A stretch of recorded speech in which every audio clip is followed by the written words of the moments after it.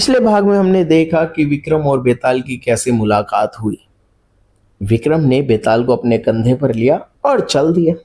बेताल जो ये सोच रहा था कि किस तरह से इससे बचा जाए, तो उसने एक उपाय निकाला और राजा के सामने ये शर्त रखी कि राजा, मैं तुझसे एक पहेली पूछूंगा और जवाब आने के बावजूद तूने उसका जवाब नहीं दिया तो तेरा सर फोड़ दूंगा।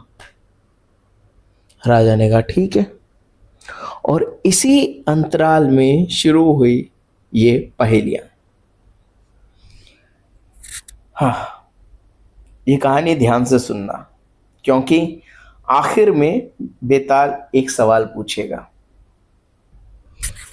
काशी में प्रताप मुकुट नाम का एक राजा राज्य करता था। उसके वज्र मुकुट नाम का एक बेटा था। एक दिन राजकुमार दीवान के लड़के को साथ लेकर शिकार खेलने गया। घूमते घूमते उन्हें तालाब मिला। उसके पानी में कमल खिले थे और हंस किलोल कर रहे थे। किनारों पर घने पेड़ थे जिन पर पक्षी चहचहा रहे थे। दोनों मित्र वहां रुक गए और तालाब के पानी में मुंह हाथ धोकर ऊपर महादेव के मंदिर पर गए। घोड़ों को उन्होंने मंदिर में बांध दिया। वो मंदिर के में दर्शन करके बाहर आए तो देखते क्या है कि तालाब के किनारे राजकुमारी अपने सहेलियों के साथ स्नान करने आई है। दीवान का लड़का तो वहीं एक पेड़ के नीचे बैठा रहा, पर राजकुमार से रहा नहीं गया। वो आगे बढ़ गया। राजकुमारी ने उसकी तरफ देखा तो वो उस पर मोहित हो गया। राजकुमारी भी उसकी तरफ देखती रही। फिर उसने किया किया कि जूड़े में से कमल का फूल निकाला, कान में लगाया, दांत से कुतरा, पैर के नीचे दबाया और छाती से लगा लिया और फिर अपनी सखियों के साथ चली गई। उसके जाने पर राजकुमार निराश हो गया। अपने मित्र के पास आया और सब हाल सुनाकर बोला, मैं इस राजकुमारी के बिना नहीं रह सकता, पर मुझे ना तो उसका नाम मालूम है ना ठिकाना। वो कैसे मिलेगी? दीवान के लड़के ने कहा, राजकुमार आप इतना घबराए नहीं, वो सब कुछ बता गई है। राजकुमार ने पूछा, कैसे? वो बोला, उसने कमल का फूल सिर से उतार कर कानों से लगाया तो उसने बताया कि मैं कर्नाटक की रहने वाली हूँ। दांत से कुतरा तो उसका मतलब था कि मैं दंतबाट राजा की बेटी हूँ। पांव से दबाने का अर्थ था कि मेरा नाम पद्मावती है। और छाती से लगाकर उसने बताया कि तुम मेरे दिल में बस गए हो। इतना सुनना था कि राजकुमार खुशी से फूल उठा। बोला, अब मुझे कर्नाटक देश ले चलो। दोनों मित्र वहां से चल दिए।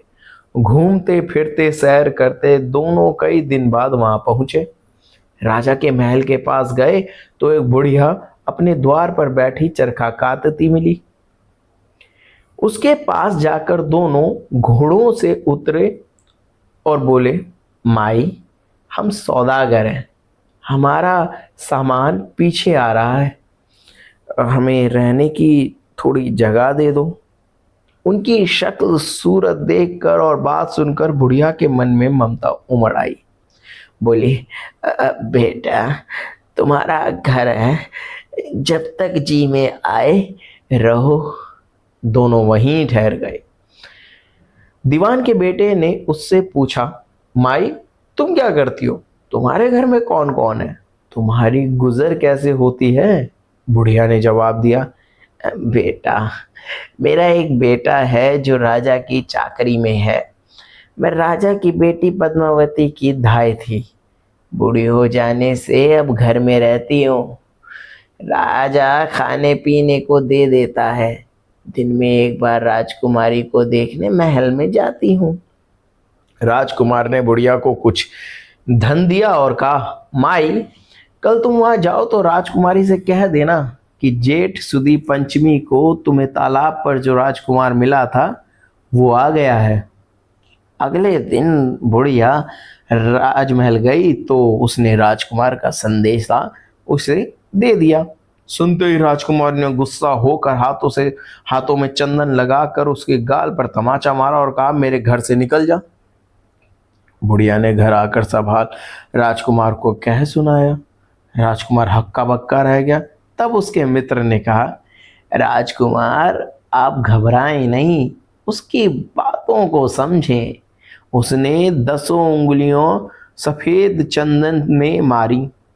इससे इसका मतलब ये है कि अभी 10 रोज चांदनी के हैं। उसके बीतने पर मैं अंधेरी रात में मिलूंगी। 10 दिन के बाद बुढ़िया ने फिर राजकुमारी को खबर दी। तो इस बार उसने केसर के रंग में 3 उंगलियां डुबो कर उसके मुंह पर मारी और कहा, भाग यहां से। बुढ़िया ने आकर सारी बात सुना दी। राजकुमार शोक से व्याकुल हो गया। दीवान के लड़के ने समझा, इसमें हैरान होने की क्या बात है। उसने कहा है कि मुझे मासिक धर्म हो रहा है, 3 दिन ठहरो। 3 दिन बीतते पर बुढ़िया फिर वहां पहुंची। इस बार राजकुमारी ने उसे फटकार कर पश्चिम की खिड़की से बाहर निकाल दिया। उसने आकर राजकुमार को बता दिया। सुनकर दीवान का लड़का बोला, मित्र, उसने आज रात को तुम्हें उस खिड़की की राह बुलाया है। मारे खुशी के राजकुमार उछल पड़ा। समय आने पर उसने बुढ़िया की पोशाक पहनी, इत्र लगाया, हथियार बांधे। दोपहर रात बीतने पर वो महल में जा पहुंचा और खिड़की में से होकर अंदर पहुंच गया। राजकुमारी वहां तैयार खड़ी थी। वो उसे भीतर ले गई। अंदर के हाल देखकर राजकुमार की आंखें खुली रह गई। एक से बढ़कर एक चीजें थीं। रात भर राजकुमार राजकुमारी के साथ रहा। जैसे ही दिन निकलने को आया कि राजकुमारी ने राजकुमार को छिपा दिया और रात होने पर फिर बाहर निकाल लिया। इस तरह कई दिन बीत गए। अचानक एक दिन राजकुमार को अपने मित्र की याद आई। उसे चिंता हुई कि पता नहीं उसका क्या हुआ होगा। उदास देखकर राजकुमारी ने कारण पूछा तो उसने बता दिया। बोला, ये मेरा बड़ा प्यारा दोस्त है, बड़ा चतुर है। उसकी होशियारी से ही तो तुम मुझे मिल पाई हो। राजकुमारी ने कहा, मैं उसके लिए बढ़िया बढ़िया भोजन बनवाती हूँ, तुम उसे खिलाकर तसल्ली देकर लौट आना।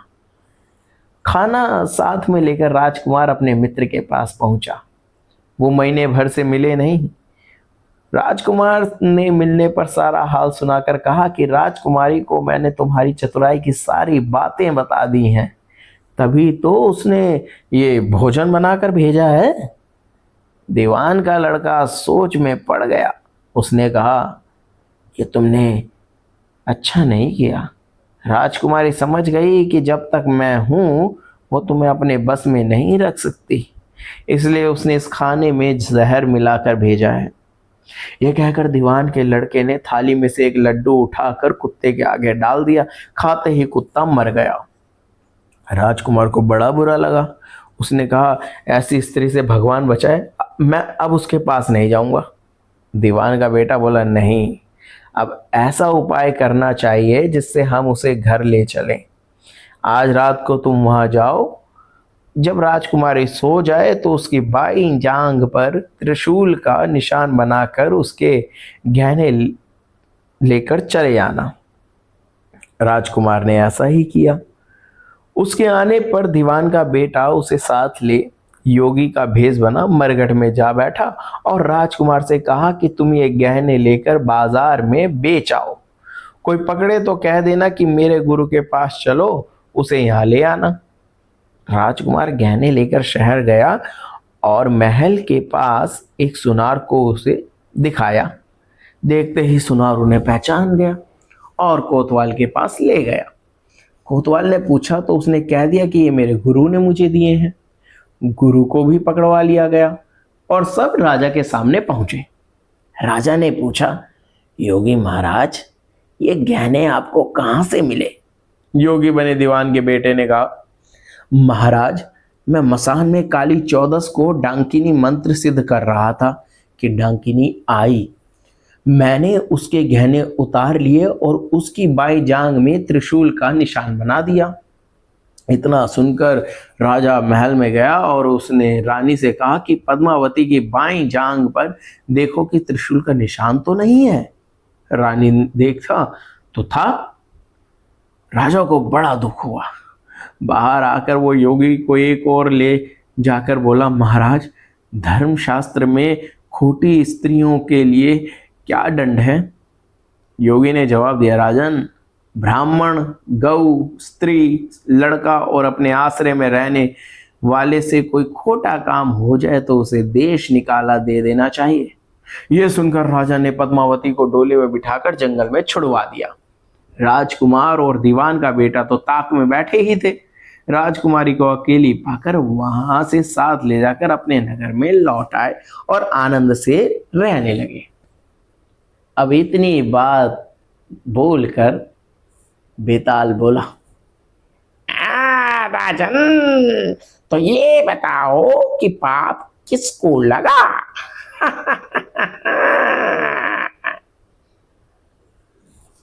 और बेताल के इस पहेली के साथ हम इस कहानी को यहीं ख़त्म करते हैं और अगली कहानी में आपको बताएंगे कि इसका असली जवाब क्या है। तब तक आप अपनी राय सोचो और कमेंट में लिखिए कि पाप किसको लगा, आखिर पापी कौन था। तब तक के लिए धन्यवाद। और अगर आपने शुरुआत की कहानी नहीं सुनी तो वो चैनल पर है, उसे जाकर सुनिए और जानिए कि किस तरह से विक्रम और बेताल की भेंट हुई।